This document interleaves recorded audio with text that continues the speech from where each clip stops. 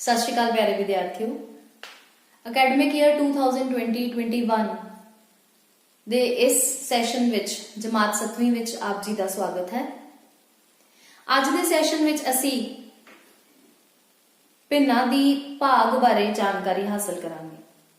ਇਸ ਤੋਂ ਪਹਿਲਾਂ ਜਿਹੜੇ ਤੁਹਾਡੇ ਸੈਸ਼ਨ ਹੋਏ ਨੇ ਉਹਨਾਂ ਵਿੱਚ ਤੁਸੀਂ ਭਿੰਨਾਂ ਦੀ ਬੇਸਿਕ ਜਾਣਕਾਰੀ, ਮੁੱਢਲੀ ਜਾਣਕਾਰੀ ਹਾਸਲ ਕੀਤੀ, ਉਹਨਾਂ ਦੀਆਂ ਕਿਸਮਾਂ ਬਾਰੇ ਵਿਚਾਰ ਕੀਤੀ, ਭਿੰਨਾਂ ਦੀ ਜੋੜ, ਭਿੰਨਾਂ ਦੀ ਘਟਾਓ ਤੇ ਉਹਨਾਂ ਦੀ ਗੁਣਾਂ ਬਾਰੇ ਸਿੱਖਿਆ।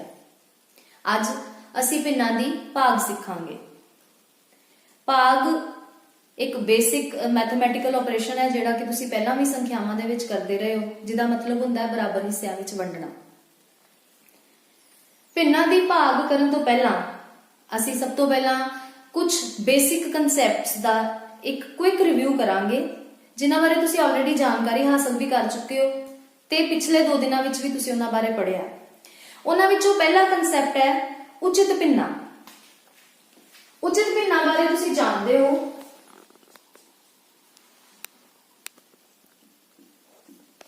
ਉਚਿਤ ਭਿੰਨਾਂ ਉਹ ਭਿੰਨਾਂ ਹੁੰਦੀਆਂ ਹਨ ਜਿਨ੍ਹਾਂ ਦਾ ਅੰਸ਼ ਆਪਣੇ ਹਰ ਨਾਲੋਂ ਛੋਟਾ ਹੁੰਦਾ ਹੈ। ਉਹ ਭਿੰਨ ਜਿਸ ਦਾ ਅੰਸ਼ ਛੋਟਾ ਹੋਵੇ ਤੇ ਹਰ ਵੱਡਾ ਹੋਵੇ ਉਸਨੂੰ ਉਚਿਤ ਭਿੰਨ ਕਿਹਾ ਜਾਂਦਾ ਹੈ। ਇਸ ਦੇ ਉਲਟ ਇੱਕ ਅਣਉਚਿਤ ਭਿੰਨ ਉਹ ਭਿੰਨ ਹੁੰਦੀ ਹੈ ਜਿਸ ਦਾ ਅੰਸ਼ ਉਸਦੇ ਹਰ ਨਾਲੋਂ ਵੱਡਾ ਹੋਵੇ। ਜੇਕਰ ਸ਼ਾਬਦਿਕ ਅਰਥਾਂ ਦੀ ਗੱਲ ਕਰੀਏ ਤਾਂ ਉਚਿਤ ਸ਼ਬਦ ਦਾ ਅਰਥ ਹੁੰਦਾ ਹੈ ਸਹੀ। ਜੇਕਰ ਉਚਿਤ ਦਾ ਅਰਥ ਸਹੀ ਹੁੰਦਾ ਹੈ ਤੇ ਅਣਉਚਿਤ ਦਾ ਮਤਲਬ ਜੋ ਸਹੀ ਨਹੀਂ ਹੈ। ਹੁਣ ਭਿੰਨ ਆਪਾਂ ਲਿਖੀ ਹੈ, ਇਹਨੂੰ ਅਸੀਂ ਇਹ ਤਾਂ ਕਹਿ ਨਹੀਂ ਸਕਦੇ ਕਿ ਇਹ ਸਹੀ ਨਹੀਂ ਹੈ, ਪਰ ਕਿਤੇ ਨਾ ਕਿਤੇ ਇਹਦੇ ਰੂਪ ਵਿੱਚ ਕੁਝ ਇਸ ਤਰ੍ਹਾਂ ਦਾ ਹੈ ਕਿ ਸਾਨੂੰ ਇਸ ਨੂੰ ਅਣਉਚਿਤ ਕਹਿਣਾ ਪੈ ਰਿਹਾ ਹੈ। ਦੇਖੋ, ਜਿਸ ਤਰ੍ਹਾਂ ਇੱਕ ਬਿਲਡਿੰਗ ਜਿਹੜੀ ਹੈ, ਅਗਰ ਉਹਦੀ ਨੀਂਹ ਸਟਰੋਂਗ ਹੋਏਗੀ ਤਾਂ ਹੀ ਉਹ ਆਪਣੇ ਉੱਪਰ ਭਾਰ ਸਹਾਰ ਸਕੇਗੀ, ਪਰ ਉੱਪਰ ਵਾਲਾ ਭਾਰ ਕਦੀ ਵੀ ਨੀਂਹ ਤੋਂ ਜ਼ਿਆਦਾ ਨਹੀਂ ਹੋਣਾ ਚਾਹੀਦਾ। ਜੇਕਰ ਨੀਂਹ ਦਾ ਭਾਰ ਜਾਂ ਨੀਂਹ ਦੀ ਸਟਰੈਂਥ ਉੱਪਰਲੇ ਭਾਰ ਤੋਂ ਘੱਟ ਹੋਏਗੀ ਤੇ ਉਹ ਬਿਲਡਿੰਗ ਕੋਲੈਪਸ ਕਰ ਜਾਏਗੀ, ਉਹ ਬਿਲਡਿੰਗ ਡਿੱਗ ਜਾਏਗੀ। ਇਸ ਕਰਕੇ ਇਸੇ ਤਰ੍ਹਾਂ ਇਹ ਭਿੰਨ ਜਿਸ ਦਾ ਹਰ ਕਮਜ਼ੋਰ ਹੈ ਉਸ ਨੂੰ ਅਸੀਂ ਅਣਉਚਿਤ ਦਾ ਨਾਮ ਦੇ ਦਿੱਤਾ ਤੇ ਇਸ ਅਣਉਚਿਤ ਭਿੰਨ ਤੋਂ ਇਸ ਦਾ ਇੱਕ ਨਵਾਂ ਰੂਪ ਬਣਾਇਆ ਜਿਸ ਨੂੰ ਅਸੀਂ ਕਿਹਾ ਮਿਸ਼ਰਤ ਭਿੰਨ। ਮਿਸ਼ਰਤ ਭਿੰਨ ਬਣਾਉਣ ਵਾਸਤੇ ਕੀ ਕਰਦੇ ਹਾਂ, ਅਸੀਂ ਇਸ ਭਿੰਨ ਦੀ ਭਾਗ ਕਰਦੇ ਹਾਂ। ਅੰਸ਼ ਨੂੰ ਅੰਦਰ ਰੱਖ ਕੇ ਹਰ ਦੇ ਨਾਲ ਭਾਗ ਕੀਤਿਆਂ 2 ਦੇ ਪਾੜੇ ਵਿੱਚ 3 ਲੱਭਣ ਲਈ ਜਾਂ 3 ਤੋਂ ਛੋਟੀ ਸੰਖਿਆ ਲੱਭਣ ਲਈ 2 ਦਾ ਪਾੜਾ ਪੜੀਏ ਤੇ 2 ਏਕਮ 2, ਬਾਕੀ ਬਚਿਆ 1। ਹੁਣ ਇਸ ਡਿਵਾਈਡ ਤੋਂ ਸਾਨੂੰ ਕਲੀਅਰ ਹੈ ਕਿ ਜਦੋਂ ਅਸੀਂ 3 ਨੂੰ 2 ਨਾਲ ਭਾਗ ਕਰੀਏ ਤਾਂ ਸਾਡਾ ਭਾਗਫਲ 1 ਆਉਂਦਾ ਹੈ ਤੇ 1 ਬਾਕੀ ਬਚ ਜਾਂਦਾ ਹੈ।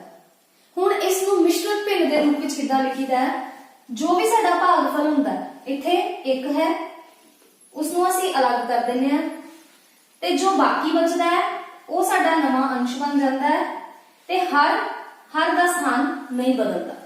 ਜੋ ਹਰ ਦੇ ਸਥਾਨ ਤੇ ਪਹਿਲੇ ਸੰਖਿਆ ਸੀ ਉਹ ਹੀ ਸਾਡਾ ਹਰ ਹਜੇ ਵੀ ਰਹੇਗਾ।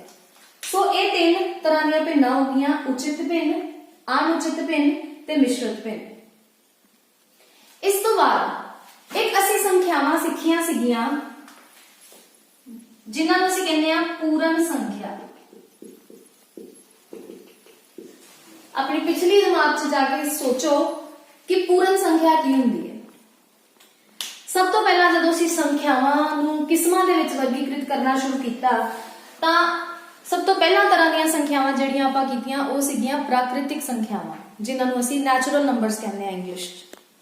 ਪ੍ਰਾਕ੍ਰਿਤਿਕ ਸੰਖਿਆਵਾਂ ਜਿਹੜੀਆਂ ਉਹ ਕਿੱਥੋਂ ਸ਼ੁਰੂ ਹੁੰਦੀਆਂ ਨੇ, 1 ਤੋਂ। ਤਾਂ 1 ਤੋਂ ਜਦੋਂ ਅਸੀਂ ਗਿਣਤੀ ਸ਼ੁਰੂ ਕਰਦੇ ਆ ਤੇ ਉਹ ਸਾਰੀਆਂ ਅਸੀਂ ਸੰਖਿਆਵਾਂ ਜਿਹੜੀਆਂ ਗਿਣਤੀ ਦੇ ਰੂਪ ਵਿੱਚ ਬੋਲਦੇ ਆ ਉਹ ਸਾਡੀਆਂ ਪ੍ਰਾਕ੍ਰਿਤਿਕ ਸੰਖਿਆਵਾਂ ਹੁੰਦੀਆਂ ਨੇ। ਪਰ ਜਦੋਂ ਅਸੀਂ ਪ੍ਰਾਕ੍ਰਿਤਿਕ ਸੰਖਿਆਵਾਂ ਤੋਂ ਪਹਿਲਾਂ 0 ਨੂੰ ਵੀ ਸ਼ਾਮਲ ਕਰ ਲੈਂਦੇ ਆ ਤਾਂ ਉਹ ਜਿਹੜੀਆਂ ਸੰਖਿਆਵਾਂ ਬਣ ਜਾਂਦੀਆਂ ਨੇ ਉਹ ਸਾਡੀਆਂ ਪੂਰਨ ਸੰਖਿਆਵਾਂ ਹੋ ਜਾਂਦੀਆਂ ਨੇ। ਸੋ 0 ਤੋਂ ਸ਼ੁਰੂ ਕਰਕੇ ਜਦੋਂ ਅਸੀਂ ਅੱਗੇ ਗਿਣਤੀ ਕਰਨ ਲਈ ਸੰਖਿਆਵਾਂ ਲਿਖਦੇ ਆ ਤੇ ਉਹ ਸਾਡੀਆਂ ਪੂਰਨ ਸੰਖਿਆਵਾਂ ਹੋ ਜਾਂਦੀਆਂ ਨੇ। ਹੁਣ ਤੁਸੀਂ ਕਹੋਗੇ ਕਿ ਅਸੀਂ ਭਿੰਨਾਂ ਦੀ ਗੱਲ ਕਰਦੇ ਕਰਦੇ ਪੂਰਨ ਸੰਖਿਆਵਾਂ ਦੀ ਗੱਲ ਤੇ ਕਿੱਦਾਂ ਆ ਗਏ। ਉਹ ਇਸ ਲਈ ਕਿ ਪੂਰਨ ਸੰਖਿਆਵਾਂ ਭਿੰਨਾਂ ਤੋਂ ਅਲੱਗ ਨਹੀਂ। ਇੱਕ ਪੂਰਨ ਸੰਖਿਆ ਸੰਖਿਆ ਨੂੰ ਵੀ ਅਸੀਂ ਭਿੰਨ ਦੇ ਰੂਪ ਵਿੱਚ ਲਿਖ ਸਕਦੇ ਹਾਂ। ਹੁਣ ਭਿੰਨ ਰੂਪ ਕੀ ਹੈ? ਕੋਈ ਵੀ ਇਹੋ ਜਿਹੀ ਸੰਖਿਆ ਜਿਹਦੇ ਵਿੱਚ 2 ਅੰਕ ਵਰਤੇ ਗਏ ਹੋਣ, ਇੱਕ ਅੰਸ਼ ਦੀ ਥਾਂ ਤੇ ਇੱਕ ਹਰ ਦੀ ਥਾਂ ਤੇ, ਉਹ ਇੱਕ ਭਿੰਨ ਹੈ। ਕੀ ਅਸੀਂ ਇਸ ਪੂਰਨ ਸੰਖਿਆ ਨੂੰ ਭਿੰਨ ਰੂਪ ਵਿੱਚ ਲਿਖ ਸਕਦੇ ਹਾਂ? ਹਾਂ, ਬਿਲਕੁਲ। ਅਸੀਂ ਇੱਕ ਪੂਰਨ ਸੰਖਿਆ ਨੂੰ ਭਿੰਨ ਰੂਪ ਵਿੱਚ ਕਿਸ ਤਰ੍ਹਾਂ ਲਿਖ ਸਕਦੇ ਹਾਂ? ਮੰਨ ਲਓ ਅਸੀਂ ਇੱਕ ਸੰਖਿਆ ਕੋਈ ਵੀ ਮੰਨ ਲਈਏ, 3 ਹੀ ਲੈ ਲਈਏ। ਇਹ ਸਾਨੂੰ ਪੂਰਨ ਸੰਖਿਆ ਨਜ਼ਰ ਆ ਰਹੀ ਹੈ। ਹੁਣ ਇਸ ਨੂੰ ਭਿੰਨ ਰੂਪ ਵਿੱਚ ਲਿਖਣ ਵਾਸਤੇ ਸਾਨੂੰ ਇਹਦੇ ਬਟੇ ਵਿੱਚ ਕੁਝ ਚਾਹੀਦਾ। ਹੁਣ ਇੱਥੇ ਇਹੋ ਜਿਹਾ ਕੀ ਲਗਾਈਏ ਕਿ ਇਸ ਸੰਖਿਆ ਦਾ ਰੂਪ ਤਾਂ ਬਦਲੇ ਪਰ ਇਹ ਸੰਖਿਆ ਨਾ ਬਦਲੇ। ਹੁਣ ਥੋੜਾ ਜਿਹਾ ਸੋਚ ਕੇ ਵੇਖੋ ਕਿ 3 ਨੂੰ ਕਿਹੜੀ ਸੰਖਿਆ ਨਾਲ ਭਾਗ ਕਰੀਏ ਕਿ ਜਵਾਬ 3 ਹੀ ਆ ਜਾਏ। ਇਹੋ ਜਿਹੀ ਸੰਖਿਆ ਜਿਸ ਨਾਲ 3 ਨੂੰ ਭਾਗ ਕਰਨ ਤੇ 3 ਹੀ ਆਵੇ, ਅਜਿਹੀ ਇੱਕੋ ਹੀ ਸੰਖਿਆ ਹੈ, ਉਹ ਹੈ 1। ਇੱਕ ਸਰਵ ਵਿਆਪਕ, ਇੱਕ ਪਰਮਾਤਮਾ ਤੇ ਉਹ ਹੀ ਇੱਕ ਇੱਥੇ ਆ ਗਿਆ।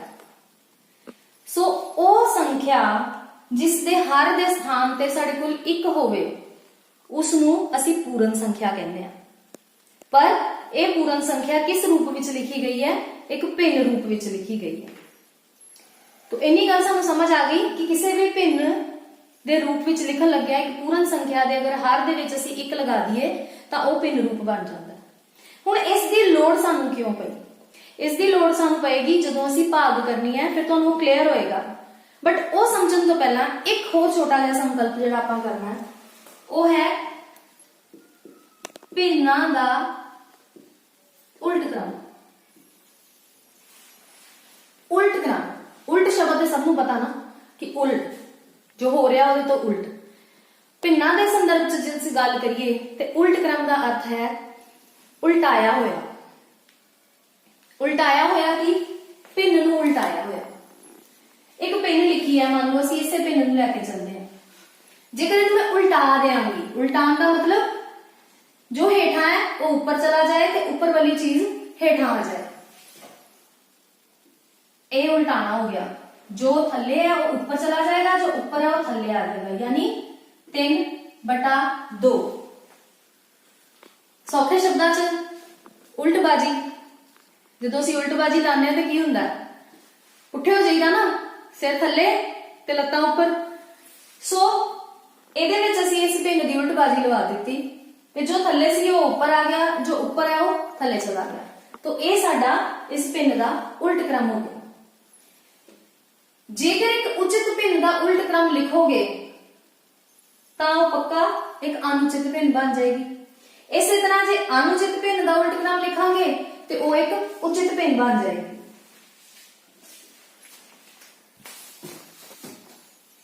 हाँ जी, जेडे ये असी संकल्प दोहराए ने उचित भिन्ना शुरू करो।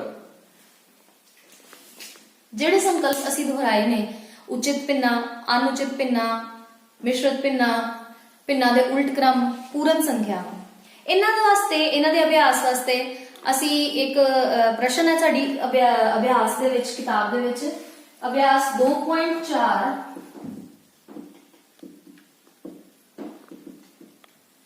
इसका प्रश्न नंबर 2 है कि हेठ लिखियां भिन्नां विचों हरेक दा उल्ट क्रम पता करो। जो दित्तियां हुई भिन्नां ने उन्हां विचों हरेक दा उल्ट क्रम पता करना। भिन्नां सानू दित्तियां ने 3/7, दूसरा प्रश्न है 5/8, फिर दिता 9/7, उस तो बाद मैं लास्ट 2 लै रही हां 1/8 ते अगली 1/11। प्रश्न है कि हेठ लिखियां हरेक भिन्नां दा उल्ट क्रम पता करो ते फिर उस उल्ट क्रम नूं उचित भिन्न, अनुचित भिन्न जां पूर्ण संख्या दे विच वर्गीकृत करो।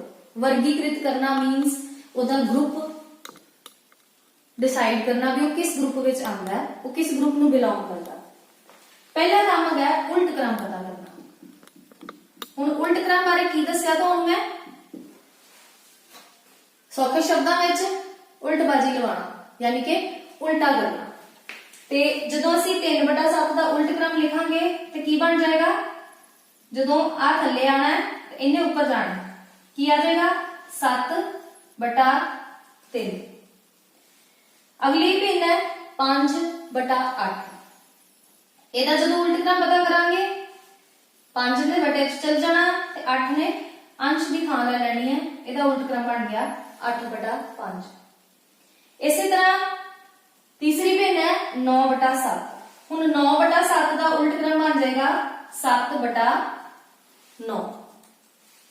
ਅਗਲੀ ਭਿੰਨ ਹੈ 1/8। 1/8 ਦਾ ਉਲਟ ਕ੍ਰਮ ਲਿਖਾਂਗੇ ਤੇ ਸਾਡੇ ਕੋਲ ਆ ਜਾਏਗਾ 8/1। ਇਸੇ ਤਰ੍ਹਾਂ 1/11 ਦਾ ਕੀ ਬਣ ਜਾਏਗਾ 11/1। ਇਹ ਹੁਣ ਸਾਰੇ ਸਾਡੇ ਕੋਲ ਉਲਟ ਕ੍ਰਮ ਆ ਗਏ। ਅਸੀਂ ਆਪਣੇ ਪ੍ਰਸ਼ਨ ਦਾ ਪਹਿਲਾ ਹਿੱਸਾ ਜਿਹੜਾ ਉਹ ਕਰ ਲਿਆ, ਜਿਹਦੇ ਵਿੱਚ ਉਹਨਾਂ ਸਾਨੂੰ ਕਿਹਾ ਸੀ ਕਿ ਹੇਠਾਂ ਲਿਖੀਆਂ ਸੰਖਿਆਵਾਂ ਦੇ ਉਲਟ ਕ੍ਰਮ ਪਤਾ ਕਰੋ। ਹੁਣ ਜਿਹੜੇ ਉਲਟ ਕ੍ਰਮ ਪਤਾ ਕੀਤੇ ਹੈ ਉਹਨਾਂ ਦਾ ਅਸੀਂ ਵਰਗੀਕਰਨ ਕਰਨਾ। ਅਸੀਂ ਇਹ ਦੱਸਣਾ ਹੈ ਕਿ ਉਹ ਕਿਸ ਤਰ੍ਹਾਂ ਦੀ ਭਿੰਨ ਹੈ, ਕਿ ਉਹ ਇੱਕ ਉਚਿਤ ਭਿੰਨ ਹੈ, ਅਨੁਚਿਤ ਭਿੰਨ ਹੈ ਜਾਂ ਕਿ ਇੱਕ ਪੂਰਨ ਸੰਖਿਆ ਹੈ। ਅਸੀਂ ਇੱਕ ਇੱਕ ਭਿੰਨ ਦੇਖਾਂਗੇ ਤੇ ਵੇਖਾਂਗੇ ਕਿ ਉਹ ਉਚਿਤ ਹੈ, ਅਨੁਚਿਤ ਹੈ ਜਾਂ ਪੂਰਨ ਹੈ। ਪਹਿਲੀ ਭਿੰਨ ਦੀ ਗੱਲ ਕਰੀਏ ਤੇ ਇਸ ਦਾ ਅੰਸ਼ 7 ਤੇ ਹਰ 3। ਹੁਣ ਜੇ ਅਸੀਂ ਬਿਲਡਿੰਗ ਦੇ ਬਾਰੇ ਸੋਚ ਲਈਏ ਤੇ ਇਹਦੀ ਨੀਂਹ ਕਮਜ਼ੋਰ ਹੈ, ਇਹਦਾ ਮਤਲਬ ਇਹ ਅਨੁਚਿਤ ਭਿੰਨ ਹੈ। ਤੇ ਜੇ ਆਪਾਂ ਮੈਥਮੈਟੀਕਲ ਲੈਂਗੁਏਜ ਚ ਬੋਲੀਏ ਤੇ ਮੈਥਮੈਟੀਕਲ ਲੈਂਗੁਏਜ ਦੇ ਵਿੱਚ ਇਸ ਦਾ ਅੰਸ਼ ਇਹਦੇ ਹਰ ਨਾਲੋਂ ਵੱਡਾ ਹੈ, ਇਸ ਲਈ ਇਹ ਇੱਕ ਅਨੁਚਿਤ ਭਿੰਨ ਹੈ। ਇਸੇ ਤਰ੍ਹਾਂ ਹੁਣ ਅਗਲੀ ਭਿੰਨ ਦੇਖੀਏ, ਇਸ ਦਾ ਅੰਸ਼ 8 ਤੇ ਹਰ 5। ਸਾਫ਼ ਨਜ਼ਰ ਆ ਰਿਹਾ ਹੈ ਕਿ ਅੰਸ਼ ਜਿਹੜਾ ਆ ਉਹ ਹਰ ਨਾਲੋਂ ਵੱਡਾ ਹੈ, ਇਸ ਲਈ ਇਹ ਵੀ ਅਨੁਚਿਤ ਭਿੰਨ ਹੈ। ਹੁਣ ਅਗਲੀ ਭਿੰਨ ਦੇਖੋ, ਸੋਚੋ ਆਪਣਾ ਜਵਾਬ ਆਪਣੇ ਮਨ 'ਚ ਸੋਚੋ ਤੇ ਫਿਰ ਦੇਖੋ ਜਦੋਂ ਮੈਂ ਬੋਲਦੀ ਹੈ ਕੀ ਤੁਹਾਡਾ ਜਵਾਬ ਮੇਰੇ ਜਵਾਬ ਨਾਲ ਰਲਦਾ ਹੈ। ਜੇ ਤੇ ਰਲਦਾ ਹੈ ਤੇ ਮਤਲਬ ਤੁਹਾਨੂੰ ਇਹ ਚੀਜ਼ ਕਲੀਅਰ ਹੋ ਗਈ। ਹੁਣ 7/9 ਦੇ ਵਿੱਚ ਅੰਸ਼ ਹੈਗਾ 7 ਤੇ ਹਰ ਹੈਗਾ 9। ਸਾਫ਼ ਤੌਰ ਤੇ ਨਜ਼ਰ ਆ ਰਿਹਾ ਹੈ ਕਿ ਅੰਸ਼ ਹਰ ਨਾਲੋਂ ਛੋਟਾ ਹੈ। ਇਹਦਾ ਮਤਲਬ ਇਹ ਭਿੰਨ ਕਿਸ ਤਰ੍ਹਾਂ ਦੀ ਹੋ ਗਈ, ਇੱਕ ਉਚਿਤ ਭਿੰਨ ਹੋ ਗਈ। ਅਗਲੀ ਭਿੰਨ ਨੂੰ ਦੇਖੀਏ 8/1। ਜਦੋਂ ਮੈਂ ਤੁਹਾਨੂੰ ਪੂਰਨ ਸੰਖਿਆ ਨੂੰ ਭਿੰਨ ਰੂਪ ਵਿੱਚ ਲਿਖਣਾ ਦੱਸਿਆ ਸੀ ਤੇ ਤੁਹਾਨੂੰ ਮੈਂ ਦੱਸਿਆ ਸੀਗਾ ਕਿ ਜਿਸ ਭਿੰਨ ਦਾ ਹਰ 1 ਆਵੇ ਉਹ ਭਿੰਨ ਅਸਲ ਵਿੱਚ ਕੀ ਹੁੰਦੀ ਹੈ, ਪੂਰਨ ਸੰਖਿਆ ਹੁੰਦੀ ਹੈ। तो 8/1 की हो गई पूर्ण संख्या। इसी तरह 11/1 भी एक पूर्ण संख्या होगी। इस तरह हुण इस प्रश्न दे जिन्ने भी भाग सी मैं 5 करवा दिते। ठीक है, तुहाडे कोल बुक्स अवेलेबल हैगियां ने, तुसीं उत्थों देख के बाकी दे जिहड़े 2-3 भाग रह गए आ वो भी कर सकते हो। करना की है, पहला दिती हुई भिन्नता उल्ट क्रम पता करना है, फिर उसका वर्गीकरण करना है, ये दसना है कि वो किस तरह की भिन्न है, उचित, अनुचित जाके एक पूर्ण संख्या। ठीक है, ये हो गया साडा प्रश्न नंबर 2। हुण असीं आवांगे अपने मेन पार्ट ते, जो भी असीं अज दा साडा मेन कंसैप्ट है जिहड़ी की है भिन्नां दी भाग। हुण इन्हां सारियां चीज़ां दे लई इन्हां सारियां चीज़ां दी सानूं लोड़ क्यों पई भिन्नां दी भाग विच, हुणे तुहानूं पता लग जाएगा।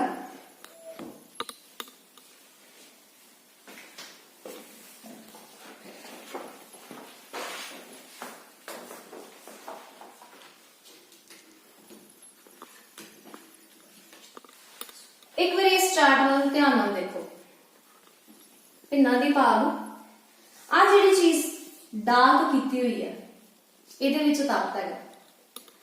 तत्त मतलब मेन नियम यह है कि जदों असीं भिन्नां दी भाग करनी है असीं इस चीज नूं ध्यान च रखना। ये की लिखिआ है, भिन्न गुणा उल्ट क्रम। हुण समझ आया कि असीं उल्ट क्रम की गल पहलां क्यों कीती, क्योंकि भिन्नां दी भाग करन वास्ते सानूं उल्ट क्रम की जरूरत है। गुणा भिन्न दी गुणा जिहड़ी कि तुसीं इस तो पिछले सैशन च सीख ली। तो इहदा मतलब यह है कि भिन्नां दी भाग होर कुछ नहीं है, सिर्फ भिन्नां दी गुणा दे अनुरूप कह लो जां उहदे समान है। भिन्नां दी गुणा दे नाल ही संबंधित है भिन्नां दी भाग। हुण ਇਹਨੂੰ ਧਿਆਨ ਨਾਲ ਦੇਖੋ, ਜਦੋਂ ਵੀ ਅਸੀਂ ਭਿੰਨਾਂ ਦੀ ਭਾਗ ਕਰਨੀ ਹੈ ਤਾਂ ਭਿੰਨਾਂ ਦੀ ਭਾਗ ਜਿਹੜੀ ਆ ਉਹਦੇ ਕਰਨ ਸਮੇਂ ਸਾਡੇ ਕੋਲ ਤਿੰਨ ਤਰ੍ਹਾਂ ਦੀਆਂ ਸਿਚੁਏਸ਼ਨਸ ਜਿਹੜੀਆਂ ਉਹ ਬਣਦੀਆਂ ਨੇ। ਉਹ ਸਿਚੁਏਸ਼ਨਸ ਕੀ ਬਣਦੀਆਂ ਨੇ ਕਿ ਜਾਂ ਤਾਂ ਇੱਕ ਭਿੰਨ ਨੂੰ ਪੂਰਨ ਸੰਖਿਆ ਨਾਲ ਭਾਗ ਕਰਾਂਗੇ, ਜਾਂ ਪੂਰਨ ਸੰਖਿਆ ਨੂੰ ਭਿੰਨ ਨਾਲ ਭਾਗ ਕਰਾਂਗੇ, ਤੇ ਜਾਂ ਫਿਰ ਭਿੰਨ ਨੂੰ ਭਿੰਨ ਨਾਲ ਭਾਗ ਕਰਾਂਗੇ। ਬੇਸ਼ੱਕ ਤਿੰਨ ਅਲੱਗ-ਅਲੱਗ ਸਿਚੁਏਸ਼ਨਸ ਆਉਂਦੀਆਂ ਨੇ, ਪਰ ਭਿੰਨਾਂ ਦੀ ਭਾਗ ਕਰਨ ਦਾ ਸਿਰਫ ਇੱਕੋ ਹੀ ਨਿਯਮ ਹੈ, ਭਿੰਨ ਗੁਣਾ ਉਲਟ ਕ੍ਰਮ। ਸਵਾਲ ਕਰਨ ਤੋਂ ਪਹਿਲਾਂ ਇਸ ਨਿਯਮ ਨੂੰ ਚੰਗੀ ਤਰ੍ਹਾਂ ਰੱਖ ਲਓ ਤੇ ਫਿਰ ਸਾਡੇ ਭਿੰਨਾਂ ਦੀ ਭਾਗ ਕਦੀ ਗਲਤ ਨਹੀਂ ਹੋਏਗੀ। ਹੁਣ ਇਸ ਨਿਯਮ ਨੂੰ ਸਵਾਲ ਦੇ ਵਿੱਚ ਕਿਵੇਂ ਲਗਾਉਣਾ? ਜਿੱਦਾਂ ਅਸੀਂ ਕਿਹਾ ਕਿ ਤਿੰਨ ਤਰ੍ਹਾਂ ਦੀਆਂ ਸਿਚੁਏਸ਼ਨਸ ਪੈਦਾ ਹੁੰਦੀਆਂ। ਤਿੰਨ ਸਿਚੁਏਸ਼ਨ, ਸਭ ਤੋਂ ਪਹਿਲੀ ਸਿਚੁਏਸ਼ਨ ਸਾਡੀ ਆ ਗਈ ਭਿੰਨ ਦੀ ਪੂਰਨ ਸੰਖਿਆ ਦੇ ਨਾਲ ਭਾਗ। ਪਹਿਲੀ ਭਿੰਨ ਆਪਾਂ ਭਿੰਨ ਲੈ ਲਈ 3/3 5। ਇਹ ਕਿਸ ਤਰ੍ਹਾਂ ਦੀ ਭਿੰਨ ਹੈ? ਇੱਕ ਉਚਿਤ ਭਿੰਨ 3/5। ਇਸ ਦੀ ਭਾਗ ਕਰਨੀ ਹੈ ਪੂਰਨ ਸੰਖਿਆ ਨਾਲ। ਮੈਂ ਇੱਥੇ ਲੈ ਲਈ ਪੂਰਨ ਸੰਖਿਆ 5। ਹੁਣ ਮੇਰਾ ਪ੍ਰਸ਼ਨ ਹੈ 3/5 ਨੂੰ 5 ਨਾਲ ਭਾਗ ਕਰਨਾ। ਕੁਝ ਨਹੀਂ ਸੋਚਣਾ, ਸਿਰਫ ਇਸ ਨਿਯਮ ਨੂੰ ਦੁਹਰਾਉਣਾ, ਭਿੰਨ ਗੁਣਾ ਉਲਟ ਕ੍ਰਮ। ਪਹਿਲੇ ਸਥਾਨ ਤੇ ਜਿਹੜੀ ਭਿੰਨ ਹੈ ਉਹ ਭਿੰਨ ਦੀ ਭਿੰਨ ਇਸ ਤਰ੍ਹਾਂ ਹੀ ਲਿਖ ਦੇਣੀ ਹੈ 3/5 ਗੁਣਾ। ਇੱਥੇ ਜਿਹੜਾ ਭਾਗ ਦਾ ਨਿਸ਼ਾਨ ਹੈ ਉਹਨੂੰ ਬਦਲ ਕੇ ਉਹਦੀ ਥਾਂ ਤੇ ਗੁਣਾ ਦਾ ਨਿਸ਼ਾਨ ਲਗਾ ਦੇਣਾ। ਤੇ ਉਸ ਤੋਂ ਬਾਅਦ ਕੀ ਲਿਖਿਆ? ਉਲਟ ਕ੍ਰਮ। ਉਸ ਤੋਂ ਅੱਗੇ ਜੋ ਵੀ ਦਿੱਤਾ ਹੈ ਸਾਨੂੰ, ਜੋ ਵੀ ਸੰਖਿਆ ਦਿੱਤੀ ਹੈ, ਭਿੰਨ ਹੈ ਜਾਂ ਪੂਰਨ ਸੰਖਿਆ ਹੈ, ਉਸ ਦਾ ਉਲਟ ਕ੍ਰਮ ਲਿਖਣਾ। ਹੁਣ ਉਲਟ ਕ੍ਰਮ ਵਾਸਤੇ ਪਹਿਲੇ ਉਹਨੂੰ ਭਿੰਨ ਰੂਪ ਵਿੱਚ ਹੋਣਾ ਜ਼ਰੂਰੀ ਹੈ। 5 ਇੱਕ ਪੂਰਨ ਸੰਖਿਆ, ਪੂਰਨ ਸੰਖਿਆ ਦਾ ਭਿੰਨ ਰੂਪ ਬਣਾਉਣ ਵਾਸਤੇ ਇਸ ਦੇ ਬਟੇ ਵਿੱਚ 1 ਲਗਾ ਦਿੱਤਾ ਜਾਵੇਗਾ। ਹੁਣ ਇਸ ਦਾ ਕੀ ਲਿਖਣਾ? ਉਲਟ ਕ੍ਰਮ। 5/1 ਦਾ ਉਲਟ ਕ੍ਰਮ ਕੀ ਹੋਏਗਾ? ਉਲਟਾ ਦਿੱਤਾ, ਦੂਸਰੇ ਸ਼ਬਦਾਂ 'ਚ ਉਲਟਬਾਜ਼ੀ ਲਗਵਾ ਦਿੱਤੀ, यानी ये बन गया 1 ऊपर चला गया 1 5 थले आ गया बटा 5। हुण इहनूं गौर नाल देखो 3/5 गुणा 1/5 ये की बन गया? भिन्नां दी गुणा दा सवाल जिहड़ा कि तुसीं सीख लिया। भिन्नां दी गुणा च तुसीं की सीखिया कि दो भिन्नां नूं गुणा करन लगे दोनों के अंश आपस में गुणा होंदे ने ते दोनों के हर आपस में गुणा होंदे ने। पहली भिन्न का अंश है 3 ते दूसरी भिन्न का अंश है 1। 3 दी 1 नाल गुणा कर लो। बेशक तुसीं आ जिस तरह आपां एरो लगाए है ए एरो लगा लिया करो क्योंकि इस तरह के जदों असीं निशानियां लगाने आ शुरू विच साडे दिमाग दे विच जिहड़ा कंसैप्ट है वो क्लीयर हुंदा जांदा है। माइंड दे विच एक पिक्चर साडे बन जांदी है कि इहनूं इस तरह करना सी।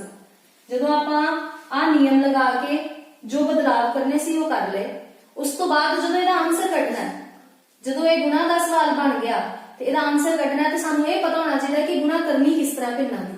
तो ऊपर दी गुणा ऊपर नाल हेठां दी गुणा हेठां नाल 3 दी गुणा 1 नाल कीती ते जवाब आ गया 3।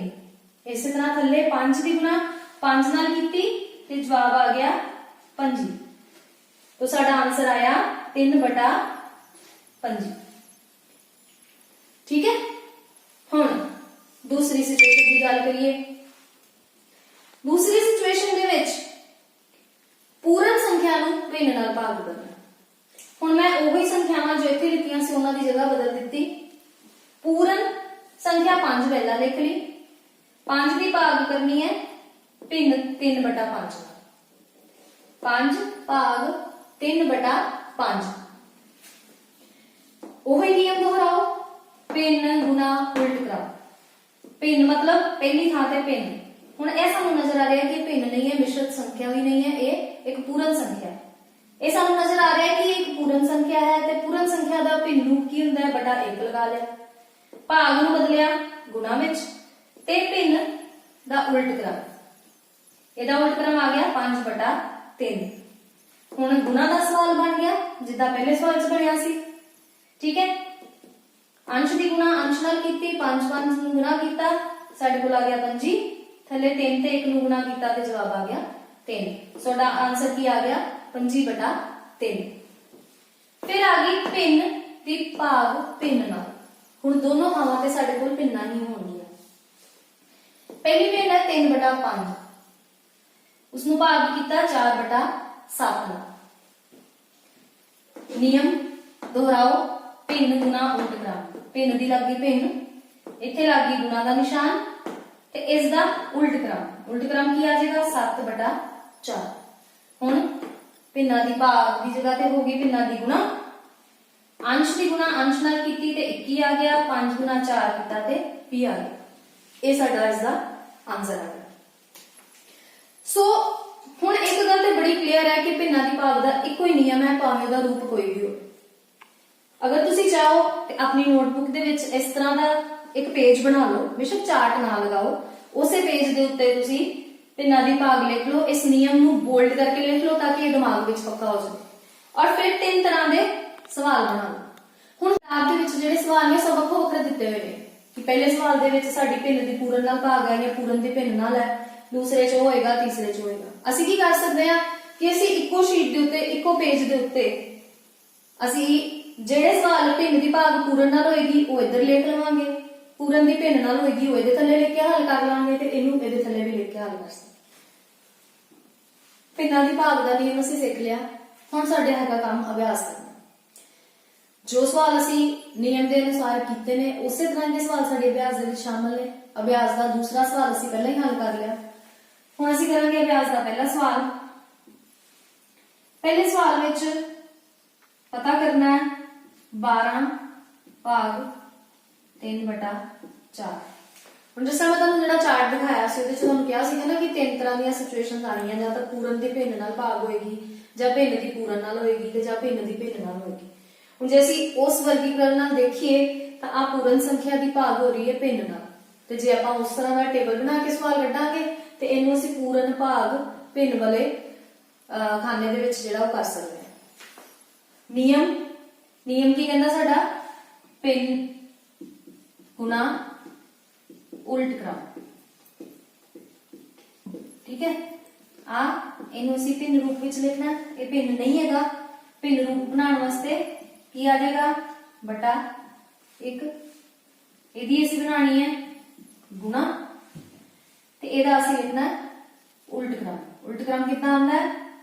उपरली संख्या थल्ले जांदी है ते थल्ले वाली ऊपर आ जांदी है। 4/3 ये बन गया साडा गुना का सवाल। गुना हल की 12 चौक 48, 1 3 3। हुण एक चीज जिहड़ी पहला तुहानूं मैं नहीं समझाई, क्योंकि बेसिक सवाल साडा यही है, पर बाद विच जदों साडे कोल जवाब आ जांदा असीं एक बार उहनूं जरूर देखना है कि इस भिन्न नूं सरलतम रूप विच लिखिया जा सकदा है। सरलतम रूप जिहदे विच आपां इह देखना है कि अंश ते हर इन्हां दे विच कोई साझा पड़ा ते नहीं। हुण 48 ते 3 की असीं 48 दी भाग 3 नाल कर सकदे हां? कि ये पूरा पूरा वंडिया जांदा है? पहली गल ये उचित भिन्न ते है नहीं, क्योंकि ये एक अनुचित भिन्न है, ते अनुचित भिन्न नूं असीं मिश्रित संख्या दे रूप विच बनाना, उहदे वास्ते आपां भाग करना। हुण 48 नूं 3 नाल भाग करन ते की आएगा? 3 एकम 3, 4 चों 3 घटाए 1, नवी संख्या थले लियांदी 18, 3 दे पहाड़े विच 18, 6 ते 18 घटाया 0 आ गई 1। जदों बाकी कुछ नहीं बचदा ते आ साडा जिहड़ा भागफल हुंदा है, साडा उत्तर हुंदा है 1 पूर्ण संख्या, साडा इहदा आंसर आ गया। ठीक है, देखो इत्थों तक तो बिल्कुल सिंपल है।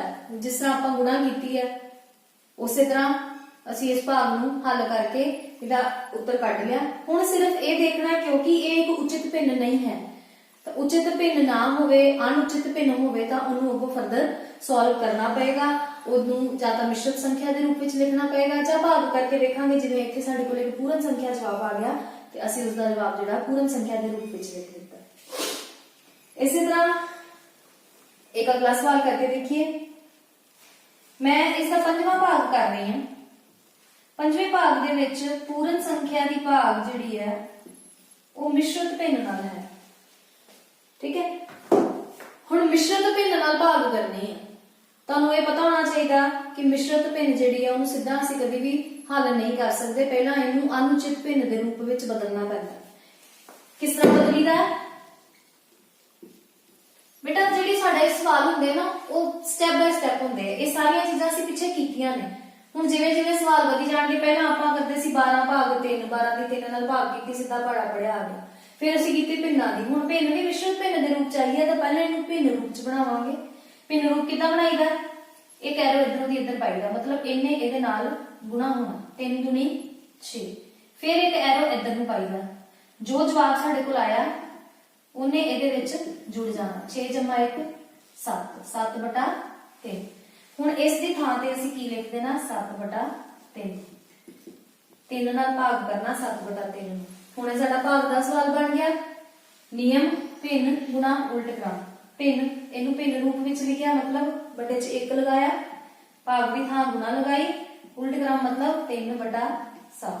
ਹੱਲ ਕੀਤਾ, ਉੱਪਰ ਦੀ ਉੱਪਰ ਥੱਲੇ ਦੀ ਥੱਲੇ, 3 ਤਿਆ 9, 1 7 7। ਹੁਣ ਇਹ ਭਿੰਨ ਕਿਸ ਤਰ੍ਹਾਂ ਦੀ ਆ ਗਈ? ਫਿਰ ਇੱਕ ਅਨੁਚਿਤ ਭਿੰਨ ਹੈ।